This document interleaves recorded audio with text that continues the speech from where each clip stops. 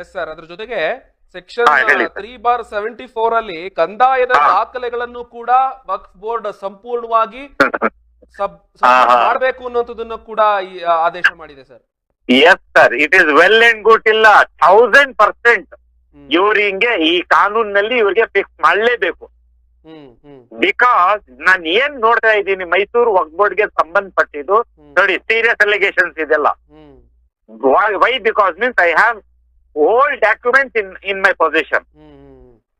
ಸುಮಾರು ವರ್ಷದಿಂದ 10 - 15 ವರ್ಷ 20 ವರ್ಷದಿಂದ ಕಂದಾಯ ಕಟ್ಟಲಿಲ್ಲ ಇವರೆಲ್ಲರೂ ಕಮರ್ಷಿಯಲ್ ಪ್ರಾಪರ್ಟೀಸ್ಗೆ. ಇದೊಂದ್ ಮಾತು ಬೇರೆ ಇದ್ರೆ, ಪ್ಲೇಸ್ ಆಫ್ ವರ್ಷಿಪ್ಗೆ ಸರ್ಕಾರ ಇಂದ ಒಂದು ರಿಲೀಫ್ ಇದೆ, ಎಕ್ಸೆಂಪ್ಷನ್ಸ್ ಇದೆ. ಅದಿರ್ಲಿ, ವೆಲ್ ಅಂಡ್ ಗುಡ್. ಅದು ಫಾರ್ ಎವ್ರಿ ಕಮ್ಯುನಿಟಿ ಎಲ್ಲರಿಗೂ ಹಕ್ಕಿದೆ, ಅದು ಬೇರೆ ವಿಚಾರ. ಬಟ್ ಫ್ರಮ್ ದಿ ಪ್ರಾಪರ್ಟೀಸ್ ಏನ್ ನೀವು ಆದಾಯ ಮಾಡ್ತಾ ಇದ್ದೀರಿ, ನೀವು ಸಪ್ರೇಟ್ ಏನು ಇಲ್ಲ ಕಾನೂನು ಪರವಾಗಿ. ಸಾಮಾನ್ಯ ಜನಕ್ಕೂ ನಿಮ್ಗೂನು ಏನು ಸಪ್ರೇಟ್ ಇಲ್ಲ. ಯಾಕೆ ಕಟ್ಲಿಲ್ಲ ನೀವೆಲ್ಲ ದುಡ್ಡು? ನಮ್ ಕ್ವಶನ್ ಇದಕ್ಕೆ ಇದೆ.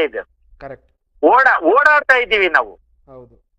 ಇಲ್ಲಿ ಒಂದ್ ಮನವಿ ಇವಾಗ ಬಂದ್ಬಿಟ್ಟಿರೋದು ಈ ಸೆಕ್ಷನ್ ಪ್ರಕಾರ. ಒಂದ್ ಮನವಿ ಇದೆ ನಮ್ DC ಸಾಹೇಬರು, ಮೈಸೂರು DC ಸಾಹೇಬರಿಗೆ, ಪ್ಲೀಸ್ ಇದೆಲ್ಲ ಖಂಡಿತ ನೋಡಿ, ಸೀರಿಯಸ್ ಇದೆ. ಸುಮಾರು ಕಮಿಟಿ ಅವರು ವಕ್ಫ್ ಪ್ರಾಪರ್ಟಿಗೆ ಕಮರ್ಷಿಯಲ್ ಪ್ರಾಪರ್ಟಿಗೆ ಟ್ಯಾಕ್ಸ್ ಕಟ್ಲಿಲ್ಲ. ಇದು ಯಾವ ರೀತಿಯಿಂದ ವಸೂಲಿ ಮಾಡಬೇಕು, ಏನ್ ಮಾಡ್ತೀರಿ ಮಾಡಿ, ಯಾರ ಮಾತು ಬರಬೇಡಿ. ಕಂಪ್ಲೀಟ್ ಟ್ಯಾಕ್ಸ್ ಡಾಕ್ಯುಮೆಂಟ್ಸ್ ನ ಸಬ್ಮಿಟ್ ಮಾಡಬೇಕು ಅಂತದನ್ನ ಆದೇಶನೇ ಕೊಟ್ಬಿಟ್ಟಿದೆ ಸರ್. ಅದು ಡಾಕ್ಯುಮೆಂಟ್ಸ್ ಯಾವಾಗ ನೀವು ಸಬ್ಮಿಟ್ ಮಾಡ್ತೀರಿ? ಇನ್ಕಂಪ್ಲೀಟ್ ಇದ್ರೆ ಸಬ್ಮಿಟ್ ಮಾಡ್ತೀರಾ? ಮಾಡಲ್ಲ. ಅದೆಲ್ಲ ಬೆಳಕಿಗೆ ಬರುತ್ತೆ ಅಂತೀರಾ? Yes, ultimately it come into light. ಇದು ಜನಕ್ಕೆ ಗೊತ್ತೇ ಆಗ್ಬೇಕು ಸರ್. ಇದು ನನ್ ಕಡೆಯಿಂದ ಇದು ಜನಕ್ಕೆ ಗೊತ್ತಾಗ್ಬೇಕು. ಹೌದು. ಮತ್ತೆ